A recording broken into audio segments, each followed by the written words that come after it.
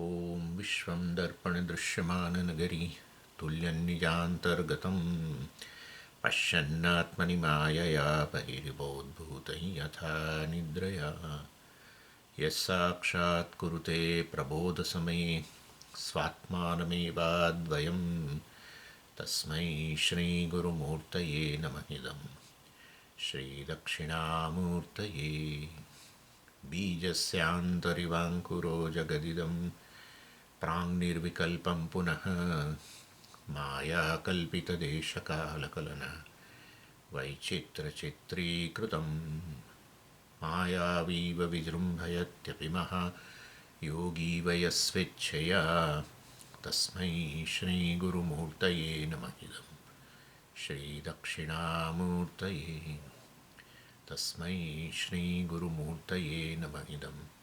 श्रीदक्षिणामूर्तये ॐ सहनाववतु सहनौ भुनक्तु सह वीर्यङ्करवावहै तेजस्विनावधीतमस्तु मा विद्विषावहै ॐ शान्तिः शान्तिः शान्तिः सदाशिवसमारम्भां शङ्कराचार्यमध्यमाम् अस्मदाचार्यपर्यन्तां वन्दे गुरुपरम्पराम् ॐ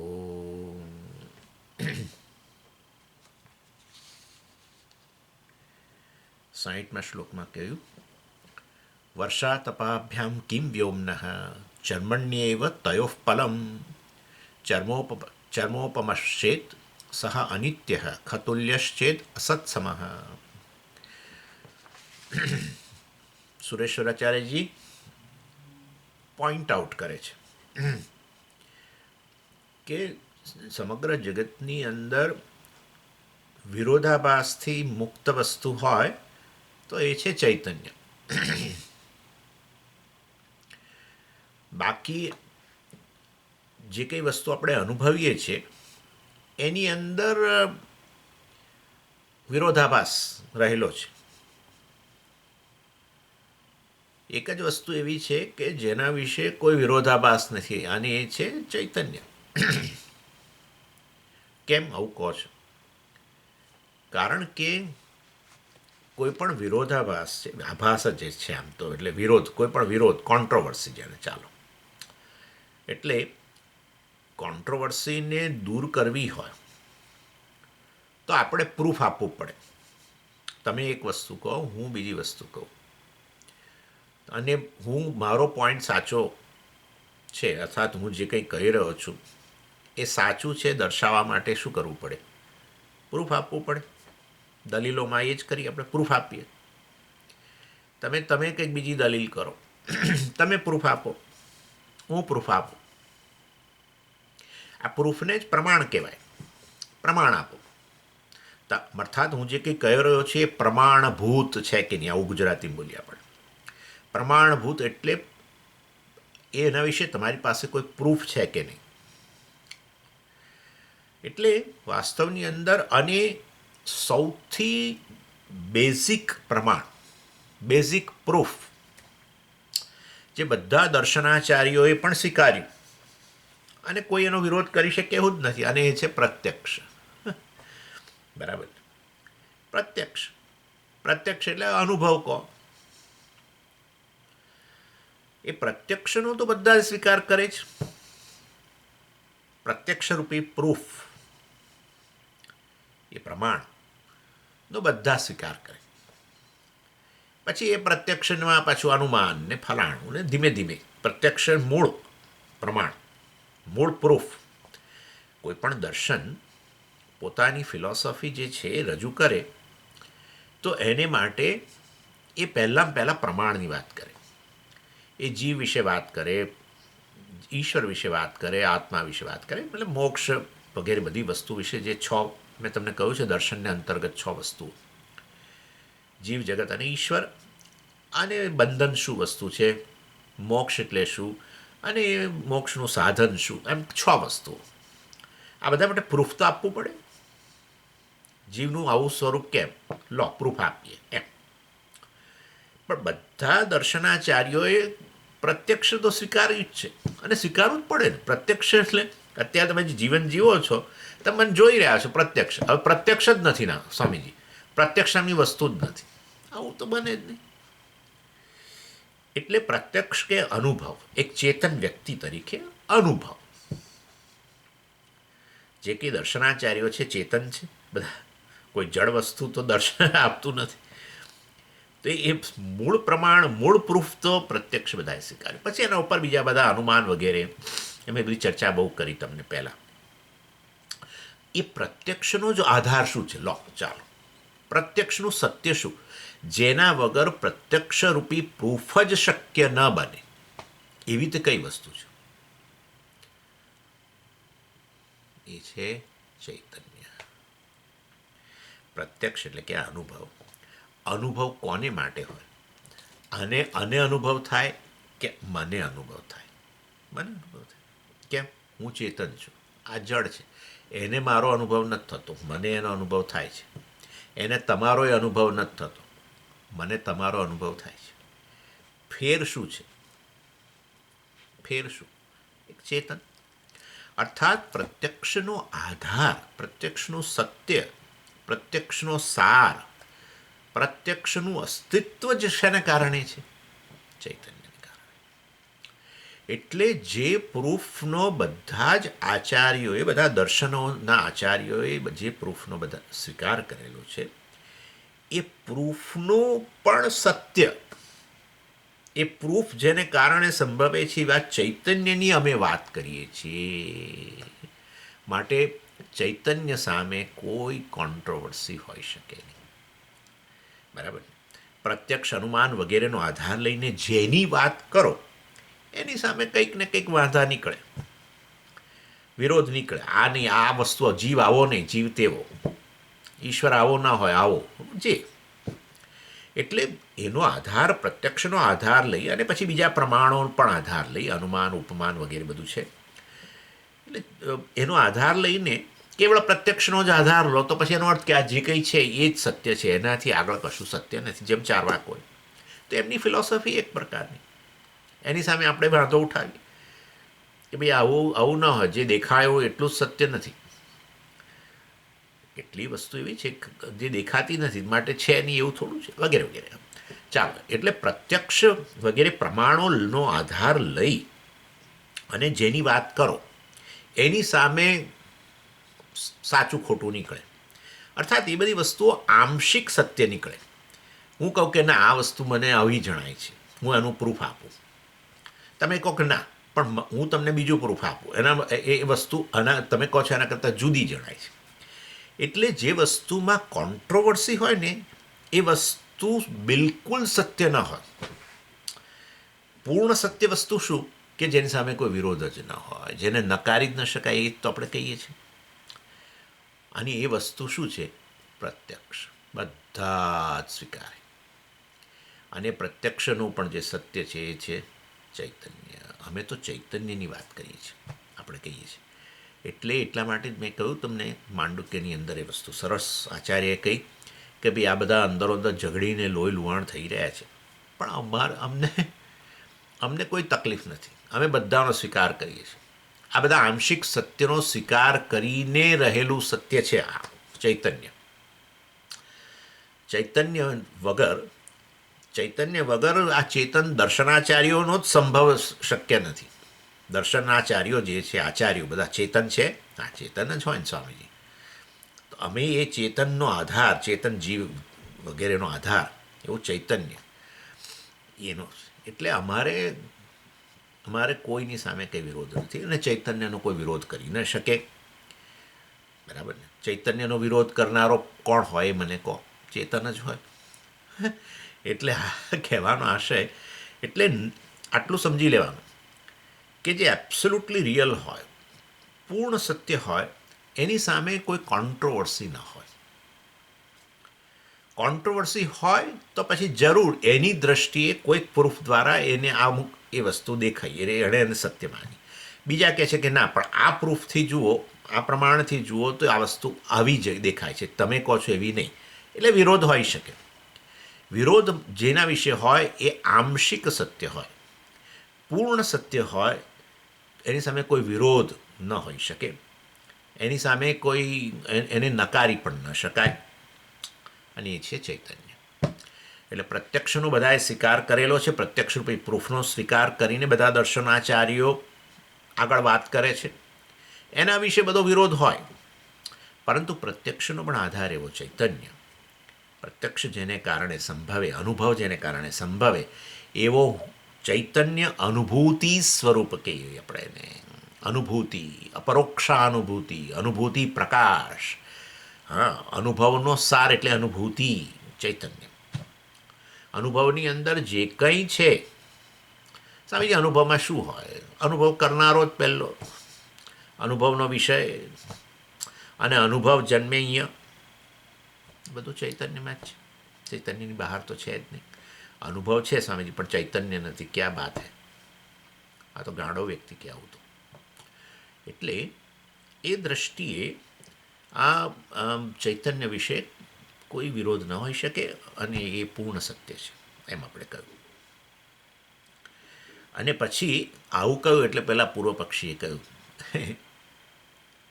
તમે કહ્યું કે આ આત્મા આ ચૈતન્ય છે, બરાબર છે, પરંતુ વાસ્તવની અંદર, અર્થાત હું અનુભવ સ્વરૂપ, અનુભૂતિ સ્વરૂપ છું વગેરે, પરંતુ તેથી કંઈ તમે કહો કે અમારા આત્મા ચૈતન્ય છે એના વિશે કોઈ વિરોધાભાસ કે વિરોધાભાસ નહીં, પણ વિરોધ છે જ નહીં, કોન્ટ્રોવર્સી છે જ નહીં, એવું તમે કહો છો. એવું નથી. હવે તમારો ચૈતન્ય જે છે, આત્મા ચૈતન્ય છે, એ કેવું છે ચૈતન્ય? પણ એનું સ્વરૂપ કેવું છે? બદલાઈ રહેલું છે, સતત વિકારી છે. આત્મા વિકારી છે, મતલબ આત્મા એટલે ચૈતન્ય. એ ચૈતન્ય વિકારી છે કે પછી નિર્વિકાર છે? એમને તમે કહો. અને એમાં પેલું આ 60માં ઉદાહરણની અંદર દ્રષ્ટાંત આપ્યું. આત્મા શેન આવો વિકારી છે, મતલબ આત્મા પેલા ચામડી જેવો છે વિકારી, કે આત્મા આકાશ જેવો છે નિર્વિકાર, વગેરે વગેરે. એ અહીંયા કહ્યું વર્ષા તપાભ્યામ વ્યોમના કિમ ભવતી. વર્ષા ઋતુ હોય એની અંદર, અને આતપ એટલે ઉનાળો હોય, અને આપણે ચોમાસું આપણે શિયાળો ગણો. દરેક વખતે આ ત્રણેય સિઝનની અંદર ચામડી બદલાય છે. ઉનાળાની અંદર તમે બહુ ફરતા હો આ રીતે, બરાબર, તો તમારી ચામડી કાળી પડી જાય, થોડી ચિકાશ આવી જાય છે, પેલો પરસેવો થાય, ચિકાશ આવે, એવું બધું. વર્ષા ઋતુની અંદર તમે ઘરમાં રહ્યા દાખલા તરીકે, અને ભેજ વગેરે છે, એટલે ચામડી તમારી લુખ્ખી નથી, અને ઘરમાં રહ્યા તડકામાં બહુ એક્સપોઝર ન હોય તો ચામડી પાછી જરા ઉજળી બને. શિયાળો આવે ત્યારે તો પછી ચામડી એકદમ વૃક્ષ બની જાય, એટલે તો બધા ક્રીમ લગાવે લોકો, વૃક્ષ થઈ જાય છે, કેવી લુખ્ખી એકદમ, કરચલીઓ પડે. જ્યારે ચામડી એકદમ વૃક્ષ બની જાય ત્યારે પછી કરચલીઓ પડે. એટલે આ રીતે સિઝન પ્રમાણે ચામડી બદલાય. વર્ષાતપાભ્યામ ચર્મણી એવ તયોહો ફલમ. ફલમ એટલે ફલમ, પરિણામ.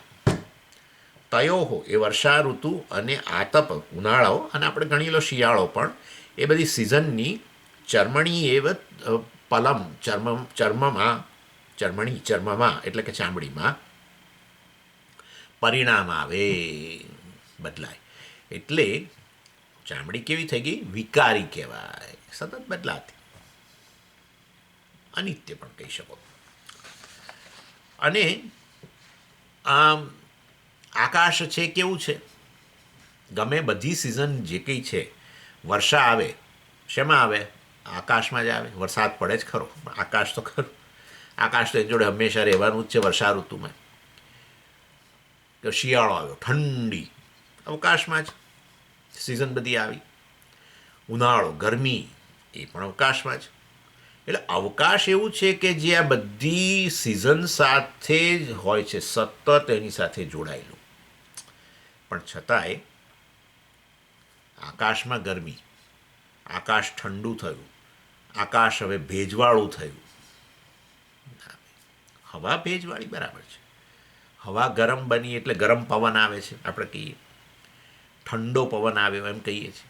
એટલે વાયુ જે છે એમાં ગરમી ઠંડી, વાયુ ભેજવાળો એ બધું બને. આકાશ જે એની સાથે સતત રહેલું છે, ઇનફેક્ટ બધી સિઝનો અવકાશમાં જ રહેલી છે. અવકાશ છે એની અંદર પૂરેપૂરું આ બધી ઠંડી ગરમી વર્ષાની અંદર પૂરેપૂરું વ્યાપ્ત છે. સમજો, હું આ જાણી જોઈને બધું બોલું છું. એવો આકાશ નિર્વિકાર સતત બધી સિઝનોને એકોમોડેટ કરે. ઉનાળો, શિયાળો, વરસાદ, બધા વર્ષા ઋતુ બધાને સતત એસોસિએશન, અંદર બહાર પૂરેપૂરું, લેશ માત્ર વિકાર નહીં. એટલે એ પૂર્વ પક્ષી એટલે બૌદ્ધ પૂર્વ પક્ષી આવો પ્રશ્ન કરે છે. આપણે કહ્યું ને આત્મા ચૈતન્ય છે, કોઈ કોન્ટ્રોવર્સી નહીં. એટલે કે બરાબર ઉભા રહો, આત્મા ચૈતન્ય ખરો, ચાલો માની લઈએ. હું ચેતન હોઉં તો જ અનુભવ આવે ને અનુભવ તો બધાએ સ્વીકારવો જ પડે, પ્રત્યક્ષ બધાએ સ્વીકારવું જ પડે. એટલે પ્રત્યક્ષ રૂપી પ્રૂફનો તો બધાએ સ્વીકાર કરેલો જ છે ને. એ પ્રત્યક્ષનું સત્ય તમે ચૈતન્યની વાત કરો છો, માટે તમારી સામે કોઈ વિરોધ હોય જ નહીં. તમારી સામે તમારે ચૈતન્ય માટે કોઈ પ્રૂફ આપવાની જ જરૂર નથી. એક જ વસ્તુ એવી છે જેની સામે કોઈ પ્રૂફની જરૂર નથી. હું ચેતન છું કારણ કે, આવો તો કોઈ પ્રશ્ન છે, કારણ કે હું ચેતન છું. એનીવે, એટલે અહીંયા હવે આ બૌદ્ધ જે છે એ વાસ્તવની અંદર પૂર્વ પક્ષી એ કહે છે કે આત્મા જે છે વાસ્તવની અંદર તમે કહો છો ચૈતન્ય બરાબર, પણ એનું સ્વરૂપ કેવું છે? આવું વિકારી છે, ચામડી જેવું, કે પછી આકાશ જેવું નિર્વિકાર છે? એ કહે છે. અને જો ચર્મ ઉપમા ચેત, ચામડી રૂપી ઉપમા એને આપશો, એની સાથે સરખામણી કરશો, તો પછી વાસ્તવમાં શું થશે? સહ અનિત્ય ભવતી. જે વસ્તુ વિકારી હોય એટલે શું? બદલાઈ રહી છે. મતલબ પૂર્વની સ્થિતિ શું થઈ? ગઈ. એટલે અનિત્ય. જે વસ્તુ વિકારી હોય એ અનિત્ય, નાશે પામે. વિકારનો અર્થ છેવટે નાશે પામે, જતી રહે. અથવા છે પરંતુ બદલાઈ રહી છે, તો પૂર્વની સ્થિતિ જતી રહી, એમ ગણો, જે ગણો તે. અનિત્ય ભવતી. પણ તો પછી એ ચામડી જેવો હોય આત્મા ચૈતન્ય ખરો, પણ વિકારી ચૈતન્ય, સતત બદલાતો. એ જાણી જોઈને કહે છે, એ બતાવશે કેવી રીતે આત્મા બદલાઈ રહ્યો છે. એટલે તો પછી વાસ્તવમાં એ આત્મા અનિત્ય બનશે. ખતુલ્ય ચેત. ખ એટલે આકાશ. ખતુલ્ય, તુલના કરો ખ સાથે, આકાશ સાથેની તુલના કરશો. આગળ ઉપમા કહ્યું, અહીંયા તુલના કહ્યું. ખતુલ્ય ચેત, જો ચેત એટલે જો આત્મા આવો આકાશ જેવો હશે તો અસત્સમ. અસત્સમ, જાણે કે અસત, જાણે કે નોન એક્ઝિસ્ટન્ટ. કેમ? આકાશની કોણ નોંધ લે છે? તમે મને કહો. બધું અવકાશમાં જ રહેલું છે. હું અવકાશમાં છું, હું જે જોઈ રહેલો છું એ પણ અવકાશમાં જ છે. અવકાશની કોઈ નોંધ નથી લેતું. That's it. કેમ કોઈ નોંધ લેતું? કારણ કે વ્યવહાર કરીએ છીએ એમાં આકાશમાં કોઈ ફેરફાર નથી આવતો. વ્યવહાર એ આકાશ કોઈ વ્યવહાર કરતું જ નથી. બધું અવકાશમાં છે. આ અનુભવ કરનારો, અનુભવનો વિષય બધું અવકાશમાં જ છે. પરંતુ એ અવકાશ ક્યારેય વ્યવહારમાં ઉપયોગી નથી, વ્યવહારમાં આવતો નથી, એની સાથે કોઈ વ્યવહાર થતો નથી. તો એવા આકાશ જાણે કે આપણે એની નોંધે નથી લેતી, જાણે કે છે જ નહીં. એ તો બધી આકાશની વાતો કરી એટલે પાછું અવકાશ આપણા મનમાં આવે નહીં, તો પછી કોણ નોંધ લે છે? સામે વ્યવહાર જેની સાથે કરી રહ્યો છે એ મારા મનમાં હોય છે, નહીં કે અવકાશ. ભલે એ વસ્તુ અવકાશમાં રહી હોય. એટલે આત્મા જો આવો આકાશ જેવો હોય, નિર્વિકાર, કોશો વિકાર આમાં આવે જ નહીં, એટલે કે વ્યવહારમાં ઉપયોગી બને જ નહીં, વ્યવહારું જ ન હોય, તો પછી અસત સમહ, જાણે કે એનું અસ્તિત્વ જ નથી. એટલે આત્મા આવો અસત થઈ જાય. અને તમે કહો આત્મા તો ચામડી જેવું બદલાઈ રહેલો છે, તો પછી તો અનિત્ય થઈ જાય. આત્મા નિર્વિકાર કહો બિલકુલ, તો પછી આવો જાણે કે એનું અસ્તિત્વ જ નથી, જીવિત અવકાશનું.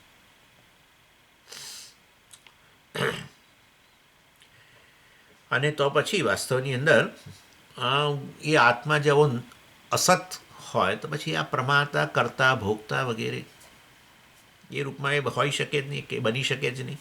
અસત જેવો જ છે પછી તો.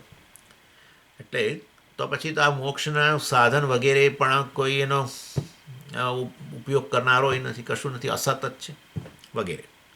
એ વસ્તુનો વધારે વિસ્તાર હવે 61મા શ્લોકમાં એ કરે છે, વધારે સમજાવે છે. એનો પક્ષ, પૂરો પક્ષ જે છે એ વસ્તુ સમજાવે છે વધારે. બુદ્ધિજન્મની પુંસશ્ચ વિકૃતિર્યજ્ઞ નિત્યતા અથા વિકૃતિરેવાયમ પ્રમાતેતિ ન યુજ્યતે.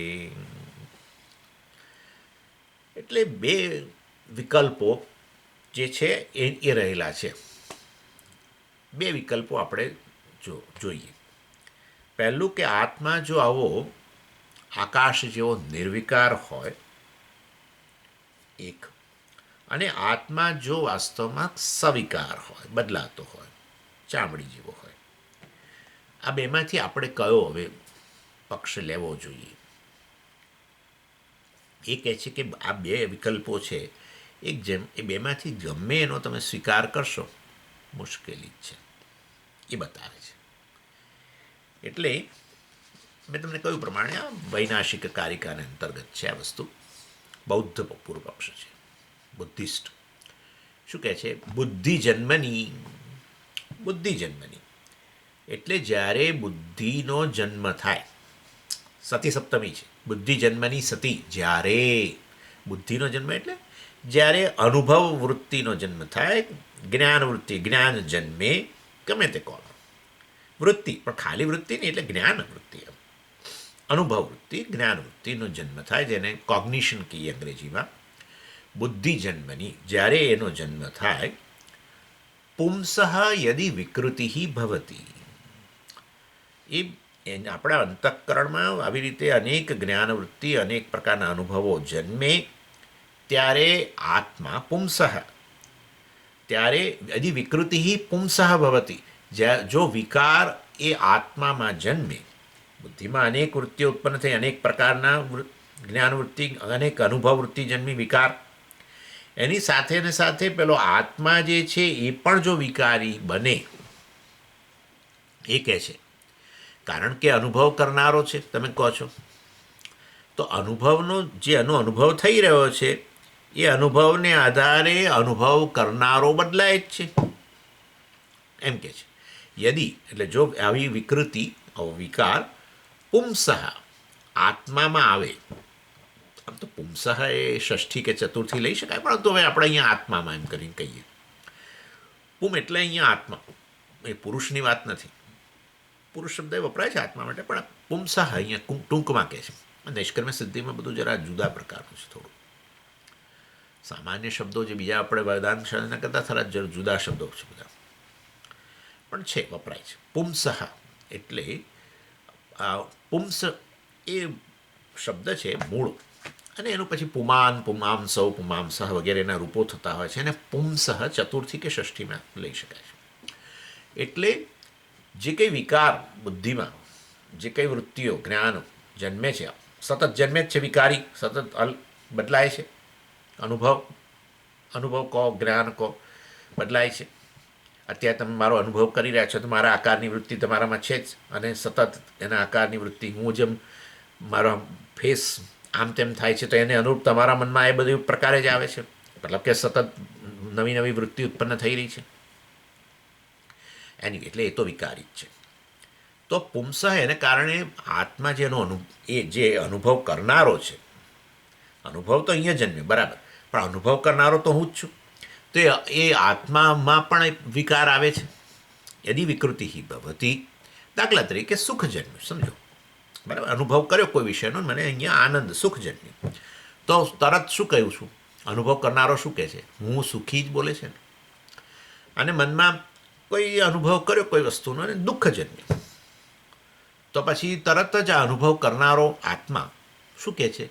દુઃખી છું, રાગી છું, દ્વેષી છું, ક્રોધી છું, દયાળુ છું, પછી આવે જ ને બધું, દયાવૃત્તિ જન્મે તો દયાળુ છું. દયાળુ એટલે કહેવાનો આશય, જે જે વસ્તુનો અનુભવ કરું એનો એ અનુભવ જન્મે મનમાં, એને આધારે અનુભવ કરનારો વિકારી, થાય છે. એટલે એવું એટલે એના તો પછી એ શેના જેવો થયો? ચામડી જેવો. સિઝન આવી અને જેમ ચામડી બદલે એવો આ થયો. તો પછી શું થાય? અનિત્યતા સ્યાત, બદલાયો. આત્મા તો બદલાતો જાય છે. તો હું અનિત્ય બની જાઉં. બદલાતા બદલાતા જતોય રહું ને. બદલાય એટલે પછી એ બધું આવી ગયું.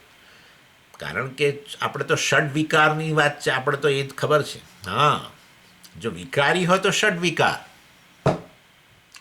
ષડ વિકાર એટલે શું? એ તો આપણે કહીએ છીએ, અસ્થિ જાયતે વર્ધતે વિપરિણમતે વિપક્ષીયતે વિનશ્યતિ. તો પછી જાય અને બદલાયો એટલે હું સુખી, હવે હું દુઃખી બનું. તો હું સુખી, એ સુખી આત્મા તો ગયો, ગોન. અત્યારે હવે દુઃખી, વળી પછી દયાળુ, તો પછી ક્રોધી, જે હોય તે. એટલે આગળ જેનો જે વિકાર તો જાય તો જ નવો વિકાર આવે ને. ગયો. એનીવે, અથવા તો આપણે પેલા ષડ વિકાર ગણો. એ રીતે આત્મા તો અનિત્ય બની જાય, વિનાશવાળો બની જાય, એમ કે છે. અથવા આ બધા હું તો શ્લોકમાં રહેલા શબ્દો સમજાવું છું તમને આ રીતે. અનિત્યતા સ્યાત એટલે અનિત્ય બને. અથવા બીજી બાજુ અવિકૃતિ એવ ચેત. ના ના ના ના ના ના ના, એ નહીં. આત્મા અનિત્ય નથી ભાઈ. આત્મા તો નિત્ય વસ્તુ છે.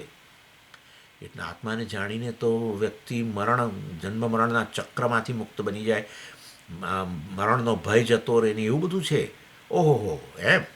અથવા અવિકૃતિ એવ ચેત. આત્મા પેલા આકાશ જેવો બિલકુલ વિકાર વગરનો છે. એટલે તો પછી વાસ્તવની અંદર જો વિકાર વગરનો હોય, કોઈ રીતે વ્યવહાર જ ન થતો હોય, તો પછી એ અનુભવ કરનારો જ ન રહે. જેવી રીતે આકાશને અંતર્ગત જ બધી વસ્તુઓ થાય છે, વર્ષા અને આ તે બધું, પણ આકાશ કશાથી, કારણ કે આકાશને એનો અનુભવ જ નથી થતો. અને માટે આકાશ જે છે એ નિર્વિકાર છે, એ અસત સમ થઈ ગયો છે. એને એવી રીતે અહીંયા જો વાસ્તવની અંદર અનુભવ જન્મે અને અનુભવો કરનારાઓમાં, તો અનુભવ કરનારામાં એનો બદલાવ આવે. તમે કહો કે ના ના ના ના, તો આત્મા અનિત્ય બની જાય. ના ના ના ના, આત્મા તો નિત્ય છે. જો નિત્ય હોય તો પછી અનુભવ જન્મે ત્યારે પણ એના પર કોઈ અસર જ ન થતી હોય, તો પછી અનુભવ કરનારો જ ન રહ્યો. જેવી રીતે ઠંડી ગરમી વર્ષાનો અનુભવ આકાશને નથી થતો, એવી ને એવી રીતે વાસ્તવમાં તમે કહો છો નિર્વિકાર છે, તો પછી એને અનુભવ નથી થતો. એવી ને એવી રીતે આત્મા જો વાસ્તવમાં તમે કહો કે એમાં આત્મા નિર્વિકાર છે, આકાશ જેવો છે, તો પછી આ અનુભવ જન્મે એનો અનુભવ કરનારો એ ન રહે. અનુભવ જન્મે તો અનુભવ કરનારો જરૂર બદલાય જ. તમે કહો કે ના ના, એ તો બદલાતો જ નથી, આત્મા તો વિકાર આવતો જ નથી, નિર્વિકાર જ છે, આકાશ જેવો છે, તો પછી એ અનુભવ કરનારો ન હોય. એટલે કહે છે અયમ પ્રમાતા ઇતિ ન યુજ્યતે. પ્રમાતા એટલે અનુભવ કરનારો, નોર. અર્થાત વાસ્તવમાં એ જુદા જુદા અંતઃકરણમાં જન્મતા અનુભવો, જ્ઞાન વગેરે જે છે એનો પ્રમાતા વગેરે પણ ન રહી શકે. એટલે આત્માને જો અનુભવ કરનારો કહેશો તો એ વાસ્તવમાં બદલાય છે, માટે અનિત્ય. અને આત્માને જો તમે નિત્ય કહેશો, નિર્વિકાર કહેશો અને નિત્ય કહેશો, તો પછી એ અનુભવ કરનારો નહીં બને. આ બંને વસ્તુ જોડે ન જાય. નિત્યત્વમ અને અનુભવ કરનારો આવી રીતે જોડે. અનુભવ કરનારો હંમેશા અનિત્ય જ હોય. જો નિત્ય કહો તો અનુભવ કરનારો નહીં, અનુભવ કરનારો કહો તો અનિત્ય, નિત્યત્વ ન રહે. બસ આ રીતે કહે છે. અને આપણું ઓબ્ઝર્વેશન શું છે? ભાઈ આ તો વાત સાચી છે. આ બેમાંથી જો તમે મને કહો કે શેની પસંદગી કરવી જોઈએ, ના શેની પસંદગી, શું ખરેખર વજનદાર છે આ બેમાંથી? આત્મા અનુભવ કરનારો જ છે, બરાબર છે. ચેતન હોય તો અનુભવ કરનારો તો હોવો જ જોઈએ. અને એટલું જ નહીં, પાછો આપણો અનુભવે છે. બીજો અનુભવ એ છે શું કે સુખ વૃત્તિ જન્મે તો હું સુખી જ કહું છું, દુઃખ વૃત્તિ જન્મે તો હું દુઃખી કહું છું, ક્રોધ વૃત્તિ જન્મે તો હું ક્રોધી કહું છું. જેવો જેવો અનુભવ, જેવી જેવી વૃત્તિ, જેવું જેવું જ્ઞાન જન્મે, એને આધાર હું કહું છું. ચાક્ષુષ વૃત્તિ હોય તો હું જોનારો કહું છું, શ્રવણ વૃત્તિ હોય તો હું મારી જાતને શ્રોતા કહું છું, તો બદલાય જ છે. એટલે આ બેમાં વિકલ્પની અંદર ખરેખર આમ તો વિકલ્પ નથી, હું બદલાતો જ જણાવું છું. હું અનુભવ કરનારો છું એને ના ન કહી શકાય.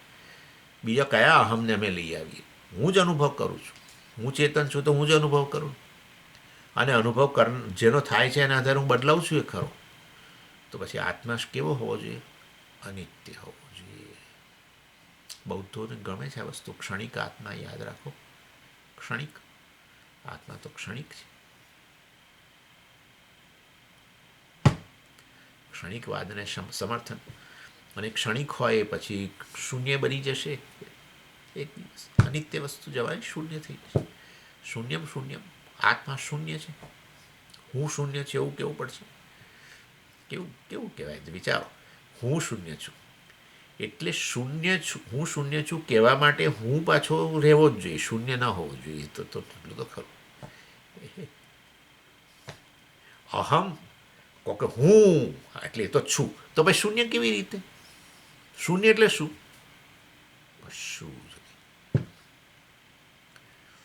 આ હું શૂન્ય છું એ એવો પ્રકારનું સેલ્ફ રિયલાઇઝેશન એટલે શું? એ વિચારવા જેવી વસ્તુ છે. હું શૂન્ય છું, આવો સાક્ષાત્કાર કરવાનો છે. વિચારજો, ખરેખર વિચારવા જેવી વસ્તુ છે. હું શૂન્ય છું વિચારવા જેવી વસ્તુ છે. એનીવે, એટલે આ રીતે નિત્યત્વ અને અનુભવ કરનારો કદી જોડે જોડે ન હોય. એટલે નિત્ય કોશો તો અનુભવ કરનારો નથી. કારણ અનુભવ કરનારો ન રહે એટલે કે પછી તો ચેતન નથી. ચેતન હોય તો અનુભવ કરનારો જ આવે. અનુભવ કરનારો હોય તો પછી અનિત્યતા આવે. ના ના, નિત્ય જ છે, નિર્વિકાર છે, તો પછી અનુભવ કરનારો જ ન રહે. એટલે કે તો પછી ચેતન જ ન રહે. માટે તમે બધી પેલી મોટી મોટી વાતો કરી, આત્મા તો ચૈતન્ય છે ને એની સામે કોઈને વિરોધ નથી. હવે ક્યાં ઊભા રહેશો તમે? બતાવો. એટલે સુરેશ્વરાચાર્યજી એ બધું આ વસ્તુ એસ્ટાબ્લિશ કરવી પડશે કે હું આત્મા છું, ચૈતન્ય છું, નિર્વિકાર ચૈતન્ય છું, નિત્ય ચૈતન્ય છું, અને છતાંય અનુભવ કરનારોય છું.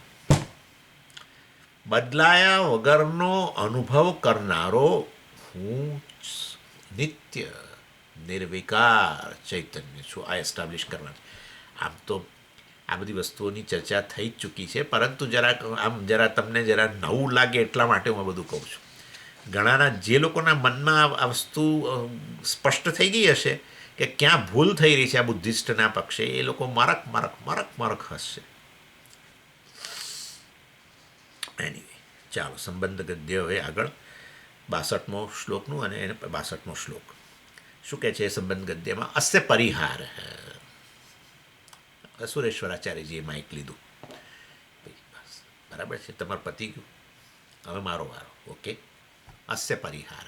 આ વસ્તુનો હું પરિહાર, આ તમારો જે પ્રશ્ન જે છે એને હું ઉત્તર આપી દઉં. 62મો શ્લોક. ઊર્ધ્વં ગચ્છતિ ધૂમેખમ વિદ્યતે સ્મિન્ન વિદ્યતે ન વિદ્યતે ચેત સ્થાશ્રુત્વમ વિદ્યતે ચેત વિદાસ્યકા. એટલે આ તો મિસ્ટરી થઈ ગયા. તો અનુભવ કરનાર પણ હું, અને છતાંય બદલાવવો જ નહીં.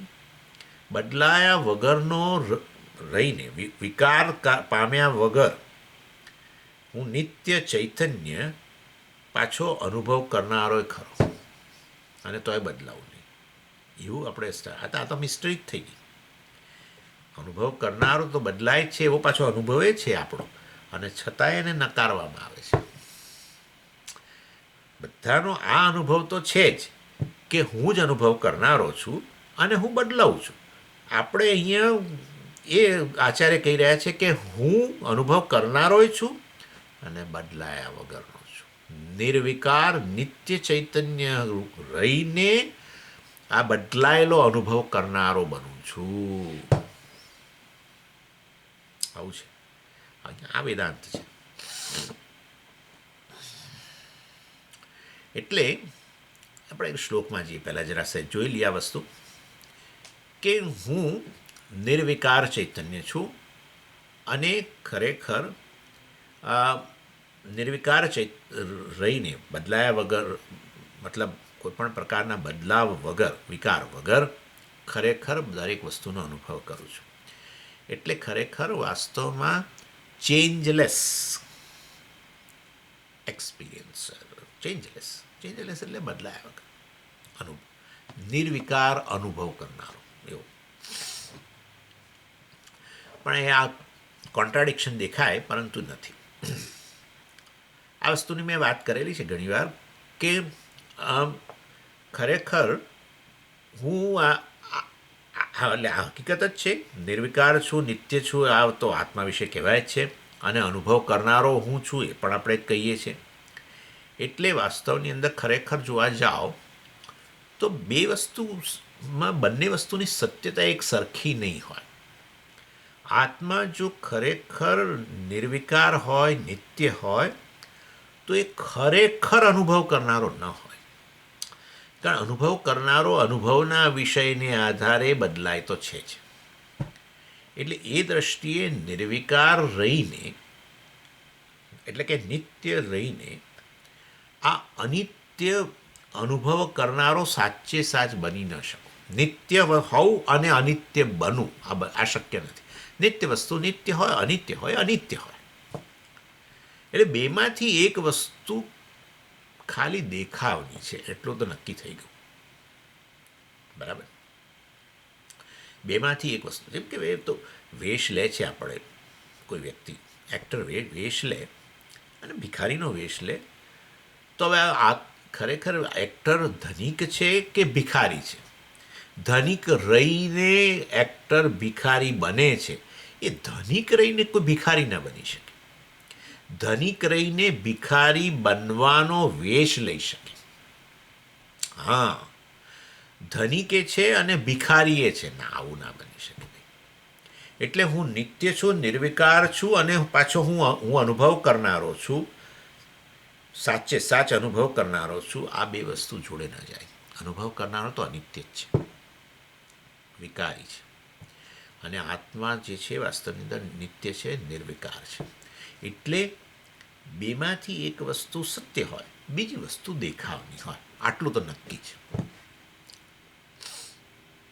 એટલે અહીંયા આપણે કહીએ છીએ કે વાસ્તવની અંદર હું ચૈતન્ય હોવાને કારણે ખરેખર મારી સન્નિધિની અંદર અંતઃકરણ જે છે એ પ્રકાશિત થાય છે.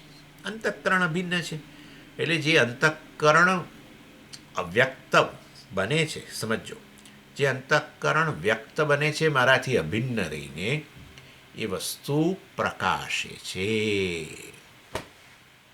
કારણ કે હું સ્વયં પ્રકાશ ચૈતન્ય છું. અને જે અંતઃકરણ પ્રકાશિત બન્યું છે એ અંતઃકરણના સંદર્ભની અંદર હું અનુભવ કરનારો કહેવાઉં છું. કોનો અનુભવ? અંતઃકરણ. અંતઃકરણ એટલે શું? અંતઃકરણ એટલે અહમ વૃત્તિ અને ઇદમ વૃત્તિ. અંતઃકરણ જે પ્રકાશિત થાય મારાથી, એ અંતઃકરણની અંદર સ્પંદન ચાલુ થઈ જાય. આપણે આ દૃગ્દૃશ્ય વિવેકમાં આવી ગયું છે. સ્પંદન માંડુક્યનો શબ્દ છે. સ્પંદન, ડુમ ડુમ ડુમ ડુમ ડુમ ડુમ, વૃત્તિ ઉત્પન્ન થાય. અંતઃકરણ જે મારાથી પ્રકાશિત થયું એમાં વૃત્તિ ઉત્પન્ન થાય. અહમ વૃત્તિ, ઇદમ વૃત્તિ. એટલે વાસ્તવની અંદર અંતઃકરણ જે પ્રકાશિત બન્યું મારા દ્વારા, એના સંદર્ભમાં હું મારી જાતને શું કહું? અંતઃકરણનો, વૃત્તિઓનો અનુભવ કરનારો. મારા વગર તો એ શક્ય જ નથી. એ કારણ કે અંતઃકરણ શેમાંથી બનેલું છે? સૂક્ષ્મ મહાભૂતોમાંથી બનેલું છે. અને એ અંતઃકરણ પોતાની જાતને પ્રકાશિત ન કરી શકે, પોતાની જાતને જાણી ન શકે, અને અન્ય વસ્તુને પછી ન જાણી શકે. સ્વાભાવિક છે. એટલે એવું અંતઃકરણ, જળ અંતઃકરણ મારી સન્નિધિ, મારી હાજરી, હું તો સદાય હાજર જ છું, હવે એની અંદર હું જતો નથી, હું સત છું ના છું, બધું તમે સમજો છો આ વસ્તુ. જે વસ્તુ ક્યાંય જાય નહીં અને આવે નહીં એનું નામ જ આત્મા છે, એ ચૈતન્ય છે. કારણ કે ગયું એ કહેવા માટે હું હાજર છું, આવ્યું કહેવા માટે હાજર છું, વૃત્તિ ગઈ હું હાજર છું, નવી વૃત્તિ આવી હાજર છું. વૃત્તિ ગઈ આ પૂરેપૂરું અંતઃકરણ જ લય પામી ગયું હાજર છું કહેનારો, નહીં તો આ અનુભવ જ શક્ય ન બને. ઇન શોર્ટ હું તો સદાય હાજર એવો.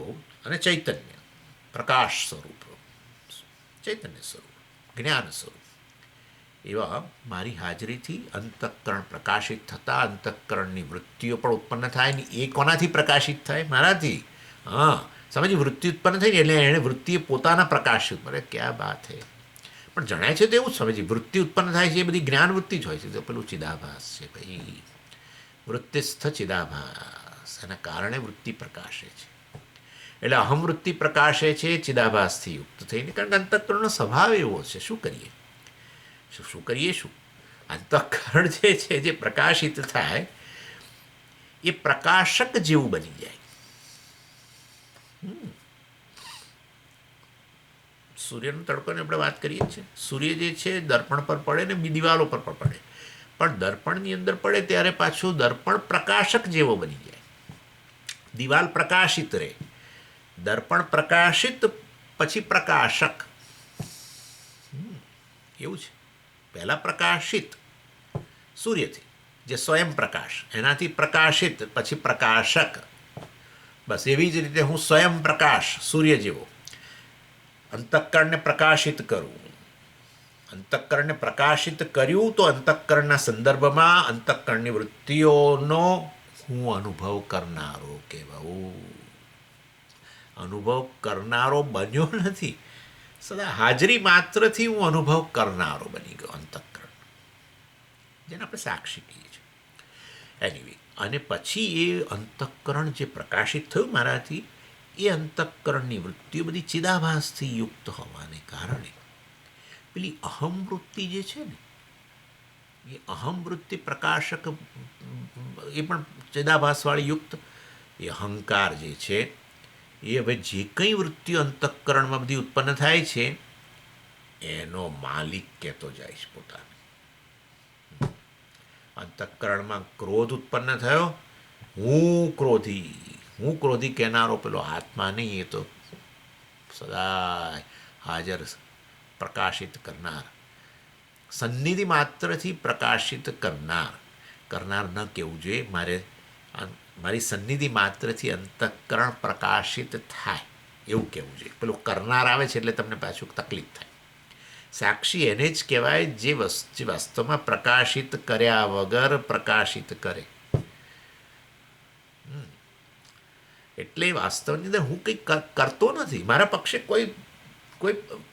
કોઈ એવી વિલ સંકલ્પ નથી. હા, અંતઃકરણ હવે બહાર આવ્યું, જાગ્રત અવસ્થા, અંતઃકરણ આવિર્ભૂત થયું, વ્યક્ત થયું, ચાલો હું એને હવે પ્રકાશિત કરું. સૂર્યના પક્ષે કંઈ થોડો કોઈ સંકલ્પ છે? જે એની સન્નિધિમાં છે, જે એની નજીકમાં છે, વસ્તુ આપોઆપ પ્રકાશિત થાય છે. એવી રીતે ચાલો, એટલે પછી પ્રકાશિત અંતઃકરણ જે પછી હવે પ્રકાશક, એનો સ્વભાવ છે એવો, એટલે પ્રકાશક ચિદાભાસમાં ઉત્પન્ન થાય, એને કારણે અહમવૃત્તિ ચિદાભાસથી યુક્ત. જે સમગ્ર અંતઃકરણ આવું જે પ્રકાશિત થયું છે હવે એ ચિદાભાસથી યુક્ત છે. જેવી રીતે સૂર્યનું પ્રતિબિંબ પડ્યા પછી દર્પણની અંદર, પ્રતિબિંબથી યુક્ત દર્પણ હવે પ્રકાશક બને છે. સૂર્ય પ્રતિબિંબથી યુક્ત દર્પણ પ્રકાશક બને છે. એવી રીતે અહમવૃત્ત જે અંતઃકરણ સમગ્ર ચિદાભાસથી યુક્ત થયું, મેં ચિદાભાસ ઉત્પન્ન કર્યું, એનાથી સમગ્ર અંતઃકરણ ચેતન બનતું બન્યું, એને અહંકાર કહેવાય. એટલે અહમ વૃત્તિ ઉત્પન્ન થાય. અને એ હવે જે અંતઃકરણમાં બીજી બધી વૃત્તિઓ ઇન્દ્રિયો દ્વારા કે એમને જે કંઈ વૃત્તિઓ ઉત્પન્ન થાય છે એ વૃત્તિઓનો ઓનર બની જાય છે. બધી વૃત્તિઓ જ્ઞાનયુક્ત જ હોય ને, કારણ કે પ્રત્યેક સમગ્ર અંતઃકરણ ચેતનવંતું હોય, ચિદાભાસથી યુક્ત હોય, તો પછી અહમ વૃત્તિ કે ઇદમ વૃત્તિ બધી ચિદાભાસથી યુક્ત જ હોવાની છે. અને માટે ચિદાભાસથી યુક્ત જે ઇદમ વૃત્તિ ઉત્પન્ન થઈ એ બધી વૃત્તિઓનો ઓનર એટલે અંતઃકરણ છે ને એના બે ભાગ ગણાય છે. એક છે અહંકૃતિ અને બીજું છે અંતઃકરણ. આ ક્યાંથી લઈ આવ્યા આવું? દૃગ્દૃશ્ય વિવેક. અહંકૃતિ અહંકૃતિ એટલે અંતઃકરણમાં બધી ઉત્પન્ન થનારી વૃત્તિઓને ઓનઅપ કરવી. અને અંતઃકરણ એટલે આ બધી મેન્ટલ એક્ટિવિટી, બધી બધી બધી બાકીની વૃત્તિઓ, ઈચ્છા, બીજી લાગણીની વૃત્તિઓ, ડાઉટ, સંશયાકાર વૃત્તિ, નિર્ણય, વિશ્લેષણ વૃત્તિ, તપાસ કરીએ, ઊંડા ઉતરીએ, વિશ્લેષણ વૃત્તિ, યાદ કરીએ કશું વૃત્તિના રૂપમાં, બધી વિવિધ વૃત્તિઓ, આ બધું અંતઃકરણ કહેવાય, મેન્ટલ એક્ટિવિટી. અને એ બધી ઇદમ વૃત્તિ અને અહમ વૃત્તિ, જે આ બધી અંતઃકરણની વૃત્તિઓને ઓનઅપ કરે. મારી છે, હું છું. સુખાકાર વૃત્તિ ઉત્પન્ન થઈ, હું સુખી કે કોણ કહે છે? આત્મા નહીં, હા અંતઃકરણ. પેલું ચેતનવંતું અંતઃકરણ જે છે ચિદાભાસથી યુક્ત છે, એના કારણે જે પેલી અહમ વૃત્તિ ઉત્પન્ન થઈ છે, એ અહંકાર જે છે એ હવે અંતઃકરણમાં જે ઇદમ વૃત્તિઓ ઉત્પન્ન થાય છે બધી, જેને આપણે મન કહીએ છીએ, જેને બુદ્ધિ કહીએ છીએ અને જેને ચિત્ત કહીએ છીએ, એ બધી વિવિધ પ્રકારની વૃત્તિઓ છે. એ બધી વૃત્તિઓને ઓનઅપ કરે પેલો અહંકાર. એટલે આપણે અંતઃકરણના 4 ભાગ કરે: અહંકાર, ચિત્ત, મન અને બુદ્ધિ. સમજી ગયા? એટલે આ રીતે વાસ્તવની અંદર જરૂર એ અહંકાર જે છે એ આ બદલાય છે. સુખાકાર વૃત્તિ સુખી, ઈચ્છા કરનારો, ઈચ્છા ઉત્પન્ન થઈ, ઈચ્છા કરનારો, બીજી લાગણીઓ કામ, ક્રોધ વગેરે, લોભ વગેરે ઉત્પન્ન થાય, હું લોભી વગેરે. કોઈક નિર્ણય વૃત્તિ, હું નિર્ણય કરનારો. એટલે આ રીતે અનુસંધાન થતું હોય, હું અનુસંધાન કરનારો. બદલાયો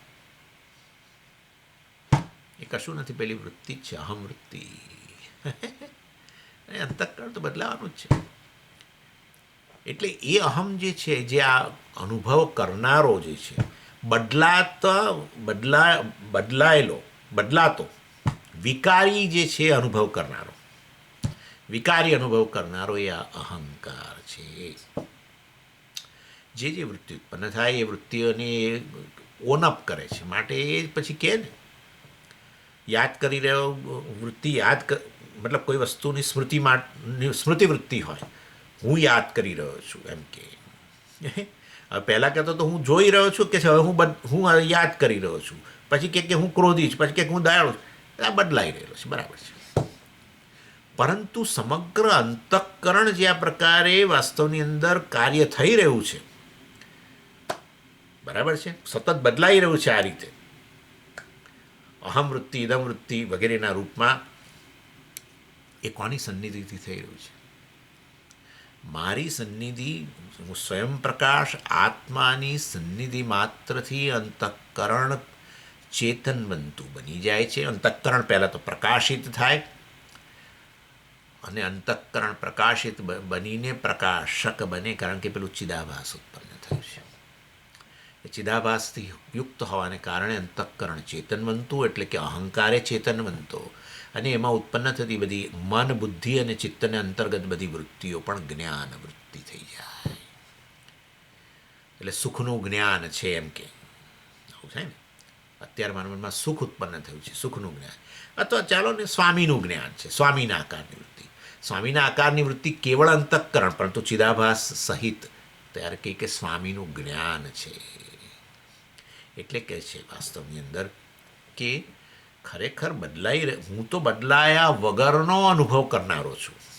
અંતઃકરણનો અનુભવ કરનારો, અંતઃકરણને પ્રકાશિત કરનારો, અંતઃકરણનો અનુભવ કરનારો, વૃત્તિઓનો અનુભવ કરનારો, પણ હું વાસ્તવમાં બદલાયા વગરનો. અને આ બદલાતો જે છે જણાય છે એ તો કેવળ અંતઃકરણ જ છે. આ પ્રકારે અહીંયા કહેવામાં આવે છે. એટલે ખરેખર વાસ્તવની અંદર તો મને મારું સ્ટેટસ જે છે અનુભવ કરનારો એવું સ્ટેટસ એ ખરેખર સાચું સ્ટેટસ નથી. સાચું સ્ટેટસ મારું નથી. પરંતુ આ અંતઃકરણ જેનો અનુભવ થાય છે મારી સન્નિધિને કારણે, મારી હાજરીને કારણે હું મારી જાતને એટલે આત્માને અનુભવ કરનારો કહેવાય છે. કશું કર્યા વગર અનુભવ કરનારો કહેવાય છે. જેવી રીતે કશું કર્યા વગર સૂર્યને પ્રકાશક કહો છો, ખરેખર નથી પ્રકાશક. સૂર્ય પ્રકાશિત કરી રહ્યો છે, આ ખોટું, એકચ્યુઅલી ખોટું વાક્ય છે. સૂર્યની સન્નિધિથી વસ્તુ જગત પ્રકાશિત થાય છે, આ સાચી વસ્તુ છે. સૂર્ય પ્રકાશક એટલે ક ક્યારે લગાડો ખબર છે કે જ્યારે ખરેખર કરનારો, એટલે કરનારો એવું નથી. એવી રીતે મને આ સ્ટેટસ મળે છે અનુભવ કરનારો. ના ના ના ના, અંતઃકરણ પેલું પ્રકાશિત બન્યું એના સંદર્ભમાં મને હવે અંતઃકરણનો અનુભવ કરનારો, વૃત્તિઓનો અનુભવ કરનારો કહેવાય છે. એવી રીતે જેવી રીતે કોઈ વ્યક્તિ લગ્ન કરે, આપણે આ જોઈ ગયા, કોઈ અમેરિકાની અંદર એક વ્યક્તિએ લગ્ન કર્યા, ઘરના લોકોનો વિરોધ હશે કે ગમે તે એમ, એટલે એણે કશું પૂછ્યું જ નહીં અને સીધા લગ્ન કરી લીધા કોઈકની સાથે. એ લગ્ન કરતાની સાથે જ પેલા જે બધા બેઠેલા છે ઇન્ડિયાની અંદર, જે લોકોને ખબર નથી, એ લોકોનું સ્ટેટસ આપોઆપ જ બદલાઈ જાય.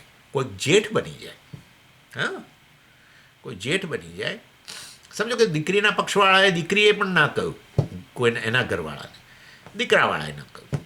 બંને પક્ષમાં જે રહેલા છે, બંને પક્ષના લોકોના સ્ટેટસ એ લોકોની જાણ બહાર બદલાઈ ગયા. એવી જ રીતે વાસ્તવની અંદર મેં પ્રકાશિત, અર્થાત અંતઃકરણ મારી હાજરીથી પ્રકાશિત થતાની સાથે જ મારું સ્ટેટસ હવે સાક્ષીમાંથી અનુભવ કરનારો, અંતઃકરણનો, વૃત્તિઓનો અનુભવ કરનારો સ્ટેટસ આવી ગયો. મારી જાણ બહાર, અર્થાત ખરેખર જાણ કરવાની જરૂર નથી, આવું સ્ટેટસ. ચાલો હવે આગળ ચર્ચા એની પછી કરીશું. ઓમ પૂર્ણમદ પૂર્ણમિદમ પૂર્ણાત પૂર્ણમુદચ્યતે પૂર્ણસ્ય પૂર્ણમાદાય પૂર્ણમેવાવશિષ્યતે. ઓમ શાંતિ શાંતિ શાંતિ. હરિ ઓમ શ્રી ગુરુભ્યો નમઃ. હરિ ઓમ.